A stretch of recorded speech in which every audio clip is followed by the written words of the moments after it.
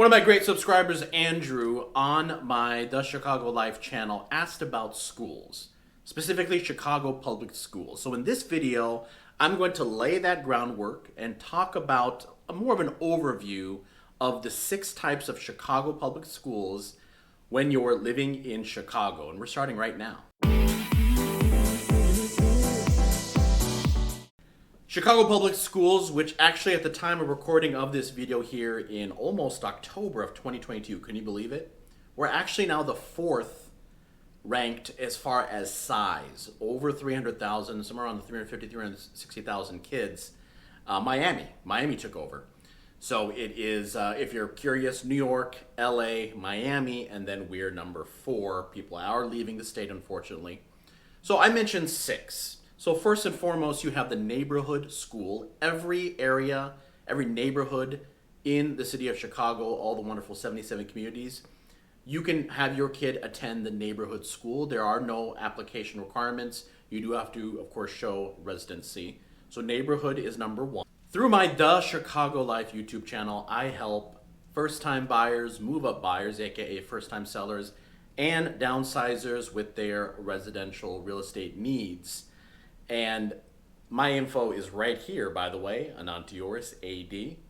And part of those first-time buyers and move-up buyers, along with trying to find the neighborhood and the home that they want, or if they're selling and going to a new neighborhood, is school. Of the remaining 5, you have a group of choice schools. That is magnet cluster, and open enrollment. Now, the requirements for this choice schools is typically a lottery system, and it's a computerized lottery system where there is an algorithm used to identify who is accepted in the school. And you can actually apply to 20, up to 20, which seems crazy. I think I applied to maybe 3 or 4 schools. Luckily got into wonderful Loyola University. So you can apply up to 20. So that is the next group. And then, of course, you have the selective. This is a selective enrollment that not only requires an exam to be taken, but you have to have minimum grade requirements, GPA. Now, I'm going to answer that question. What is the difference between magnet and magnet cluster? And it really comes down to the magnet cluster does also have that boundary, as I mentioned, even with the neighborhood school where there's no requirements as far as admission requirements. In the magnet cluster, you need to be living within the boundary. So your magnet schools are going to have a specialty in one of 3 areas. It's languages, world languages, fine arts, technology. So those are the differences between magnet and magnet cluster. Magnet schools operate on the pre-K, elementary, and high school levels. So for your education, how it works with the levels here in CPS, Chicago Public Schools, you have pre-K, which you need to be 5 years old as of September 1st of the year to enroll your child in that school year for kindergarten. And then there is options for pre-K, 3 and 4 years old. You have then elementary, which is your K through 8th grade, and then high school is 9th through 12th. School option number 5 would be the selective enrollment, which is highly competitive. You do a mandatory need to take an admissions exam, and there are varying GPA requirements, minimums also, along with taking that admissions exam. You have 4 different types, subtypes within the selective enrollment schools. You have regional gifted centers, academic centers, classical schools, and then you have regional gifted centers for EL, that is English learning. That means your children do not have English as a primary language. They are either Polish or Spanish is their primary language, and so there's option for those groups of people. Within these selective schools, you have those 4 options, as I mentioned, and it is not uncommon for particular schools to have both a magnet cluster and a selective program on the same campus. For an example, PN Pritzker School has a magnet cluster for the fine arts, and then they also have the regional gifted center for children that test in. With these selective programs, specifically the academic centers, I do want to mention in here is they work on a point system. So while there is an admissions exam, there is also a point system that is assigned to determine if your child gets into the school. And just for your kind of education, there are 7 academic centers, and a couple of them, Kenwood, Lane Tech, and Whitney Young, routinely year over year rank on the high school level, at least, top in the nation. And I believe right now they just released one. I'll get into rankings on a subsequent video, but they all 3 were in the top 100 schools, excellent schools. What I want to be very clear, parents, here is that just because you may not live within a boundary, and that boundary, it's not just what you see on the map. I'm going to have a link, or I'll have resources towards the end. Wait till the end of the video. I'll have some links available. But there is a locator. You can use a map tool on cps.edu.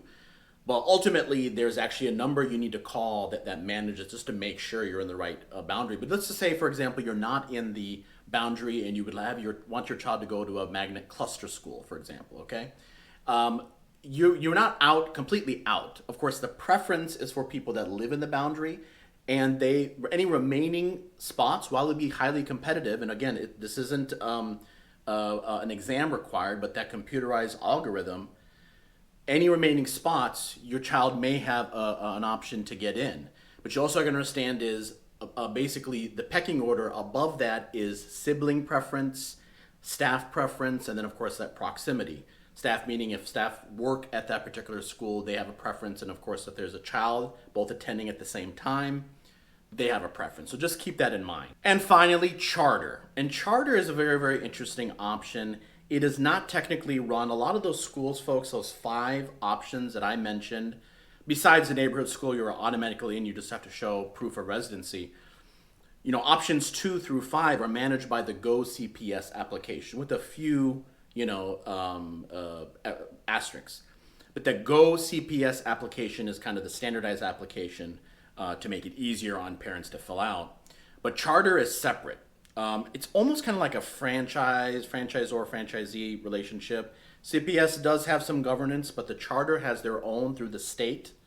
And charter schools, again, you have to do your own research as far as what is better, charter versus.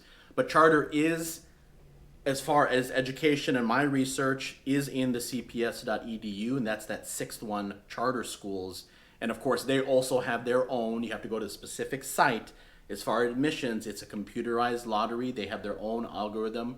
They have outside programmers, and actually a lot of the schools, when they announce the lottery of the people that make it into the school, they have CPS representation there just to of course, make it impartial. So those are the 6. Well, parents, they can't make anything easy, right? To kind of further complicate matters, there's this thing called tiers. And I'm going to go back to my great subscriber, Andrew. He did have a question, and it's very confusing on tiers. But the basics of it, I'm going to have a printout.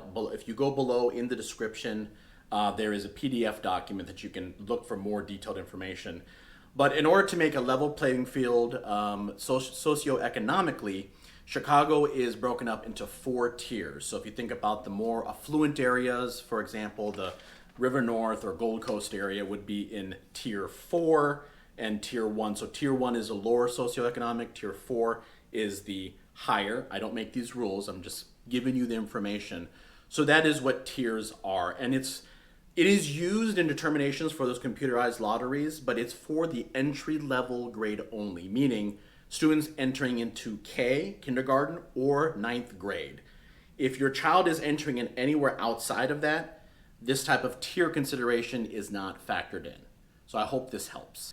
This has been a foundational video, the 6 options if you are going to be living in Chicago for your child to attend a Chicago public school. And keep in mind, I do want to mention here that you do not have to be living in the city of Chicago to start the application process. You do, however, as July 1st of the year they're being enrolled, need to start establishing that residency. And there's not a minimum residency. You just have to be within the city of Chicago. And of course, if it's a boundary specific school, you need to be living in that boundary. So this is just the beginning, folks. I'm going to be rolling out more videos to kind of help you make that decision, because as I mentioned, when you're looking for a neighborhood to live, buying a home, schools are probably important. more important if you have a child and you want to start the process earlier. So any questions at all, please reach out. Anant Deoras, AD now. Look at some videos, what YouTube recommends,